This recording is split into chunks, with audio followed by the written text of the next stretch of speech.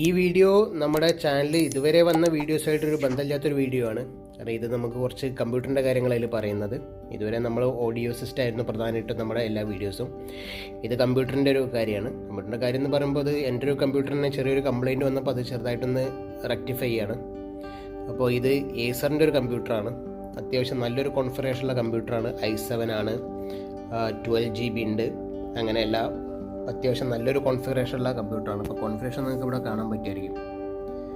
i7ൻ്റെ 7th ജനറേഷനാണ്. ഇപ്പോൾ 10th generation വന്നിട്ടുണ്ട്. 7th ജനറേഷനാണ്. പിന്നെ 4 GB ഗ്രാഫിക്സ് കാർഡ് ഉണ്ട്, 12 GB DDR4 റാമാണ്, 1000 GB ഹാർഡ് ഡിസ്ക് ആണ്.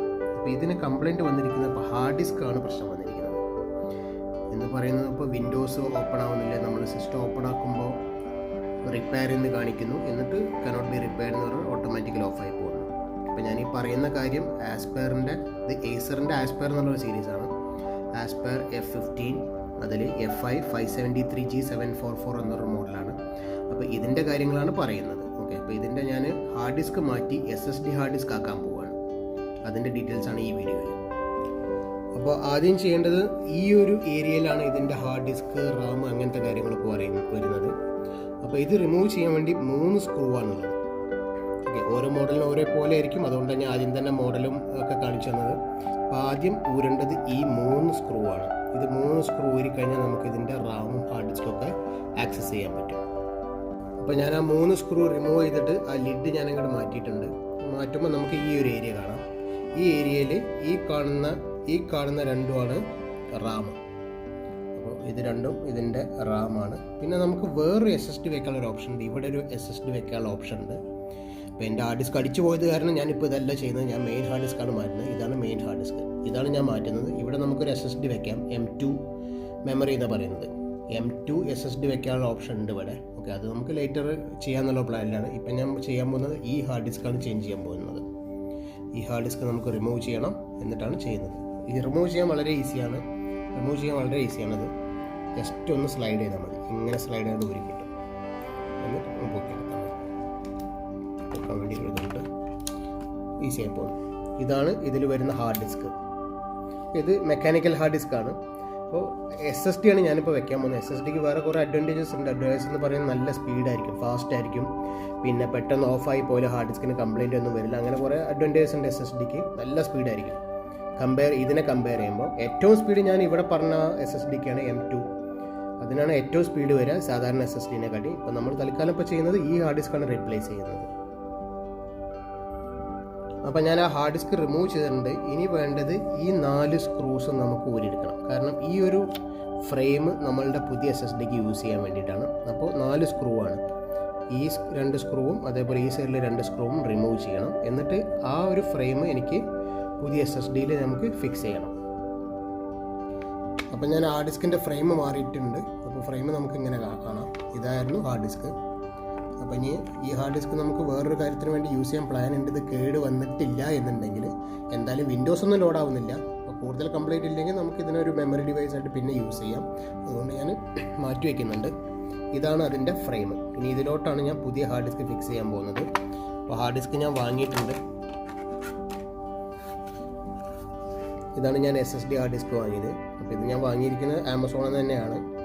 ആമസോണിൽ നിന്ന് ഏകദേശം വില വന്നിരിക്കുന്നത് 200 ദിർഹം എന്ന് പറഞ്ഞാൽ നാട്ടിലെ 4000. എനിക്ക് തോന്നുന്നു നാട്ടിൽ കുറച്ചുകൂടി ചീപ്പറാ തോന്നുന്നു. ഇവിടെ കമ്പ്യൂട്ടർ സർവീസ് ചെയ്യാൻ കൊടുത്താൽ കമ്പ്യൂട്ടറിൻ്റെ സർവീസിന് തന്നെ വരും ഏകദേശം ഏകദേശം 100 ദിർഹം, 120, 150 ദിർഹം അവർ കൊടുക്കേണ്ടി വരും. അപ്പോൾ അതുകൊണ്ടാണ് ഇപ്പോൾ ഞാൻ തന്നെ സ്വയം ചെയ്യാമെന്ന് തീരുമാനിച്ചത്. ഇത് ഏകദേശം 4000 രൂപയാണ് വന്നിരിക്കുന്നത് നാട്ടിൽ ഇതിലേറെ ചീപ്പറാണെന്നാണ് എനിക്ക് തോന്നുന്നത്. അപ്പോൾ ഞാൻ ആ ബ്രാക്കറ്റ് ഊരിയിട്ട് ഈ ഹാർഡ് ഡ്രൈവിൽ ഫിക്സ് ചെയ്തിട്ടുണ്ട്. വളരെ ഈസി തന്നെയാണ്. ഓൾറെഡി ആ സ്ക്രൂ ഹോൾസ് ഒക്കെ ഉണ്ട്. അപ്പോൾ ജസ്റ്റ് ആ സ്ക്രൂ ഹോൾസിൽ അത് ജസ്റ്റ് ഒന്ന് ഫിക്സ് ചെയ്താൽ മതി. അപ്പോൾ ഞാൻ വിചാരിച്ചത് ഈ ഭാഗം മുകളിൽ വരുന്ന വിചാരിച്ചത്, പക്ഷേ ഇത് തിരിച്ചാണ്. ഞാൻ സോക്കറ്റ് ചെക്ക് ചെയ്യണം. അപ്പോൾ ആദ്യം ഈ സോക്കറ്റ് എങ്ങനെ കിടക്കുന്നത് നോക്കണം. അതിനനുസരിച്ച് വേണം നിങ്ങൾ ഇത് ഫിക്സ് ചെയ്യാം. അപ്പോൾ ഇതിൻ്റെ കാണുന്നത് ഇപ്പോൾ ഇങ്ങനെയാണ്. അപ്പോൾ ഇങ്ങനെയാണ് ഫിക്സ് ചെയ്യാൻ പോകുന്നത്. അപ്പോൾ നമ്മൾ എടുത്ത പോലെ തന്നെ ജസ്റ്റ് ഇത് വെച്ചിട്ട്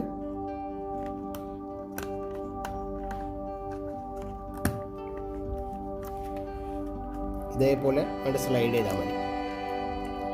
വലിയ ബുദ്ധിമുട്ടില്ല, ജസ്റ്റ് സ്ലൈഡ് അങ്ങ് കയറി നിൽക്കും. ഓക്കെ, ഇത്രയേ ഉള്ളൂ പരിപാടി കഴിയും. ഓക്കെ, ഇനി നമുക്ക് ഈ ഹാച്ച് തിരിച്ച് ഫിക്സ് ചെയ്യാം.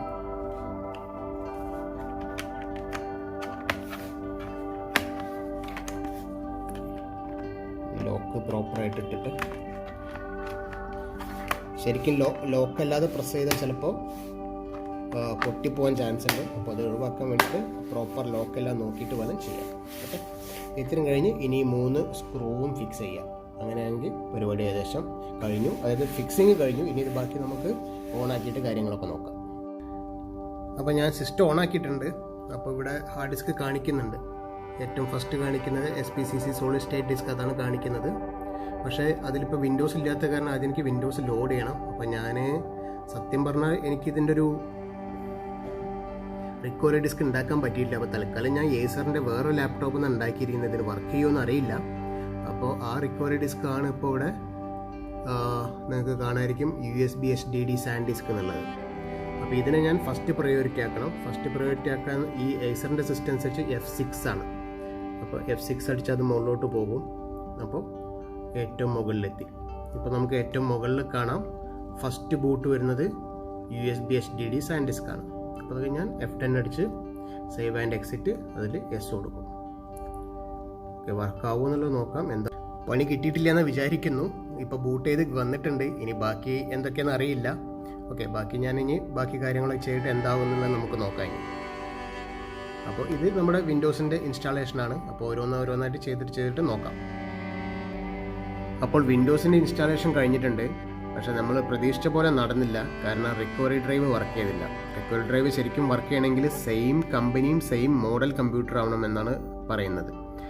എൻ്റേത് സെയിം കമ്പനി ആയിരുന്നു, പക്ഷേ സെയിം മോഡലല്ലായിരുന്നു. ഞാൻ ഏസറിൻ്റെ സ്വിഫ്റ്റ് എന്ന മോഡലാണ് വെച്ചിട്ടുണ്ടായിരുന്നു. അപ്പോൾ അത് നടന്നില്ല. പിന്നെ പോയത് വിൻഡോസിൻ്റെ വെബ്സൈറ്റിൽ കയറി അവരുടെ ഇൻസ്റ്റാളേഷൻ മീഡിയ ഫയൽ ഡൗൺലോഡ് ചെയ്ത് USB ബൂട്ടബിൾ ഫ്ലാഷ് ഡ്രൈവ് ഉണ്ടാക്കി അത് വെച്ചിട്ടാണ് ചെയ്തിരിക്കുന്നത്. ഇപ്പോൾ എല്ലാം ഓക്കെ ആയിട്ടുണ്ട്. അപ്പോൾ നമുക്ക് ജസ്റ്റ് ഒന്ന് അതിൻ്റെ ഒരു പെർഫോമൻസ് നോക്കാം SSDയുടെ. ഞാൻ ഏകദേശം ഒരേ ടൈമിൽ ഞാൻ സ്റ്റോപ്പ് വാച്ചും പവർ ബട്ടണും ഓണാക്കുകയാണ്. 1 സെക്കൻഡ് വ്യത്യാസം കൂട്ടാം.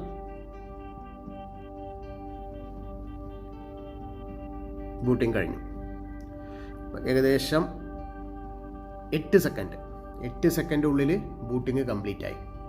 അപ്പോൾ SSDക്കുള്ളൊരു അഡ്വാൻറ്റേജ് ആണിത്. ഇത്രയും ഫാസ്റ്റായിട്ടാണ് കമ്പ്യൂട്ടറിൻ്റെ ബൂട്ടിങ്ങും മറ്റ് പ്രോസസ്സ് എല്ലാം നടക്കുന്നത്. ഇനി ഞാൻ പാസ്വേഡ് ഇട്ടിട്ടുണ്ട്. പാസ്വേഡ് ഇട്ടൊന്ന് ജസ്റ്റ് ലോഗിൻ ചെയ്യാം. എത്ര സമയം എടുക്കുന്നുണ്ട് നോക്കാം.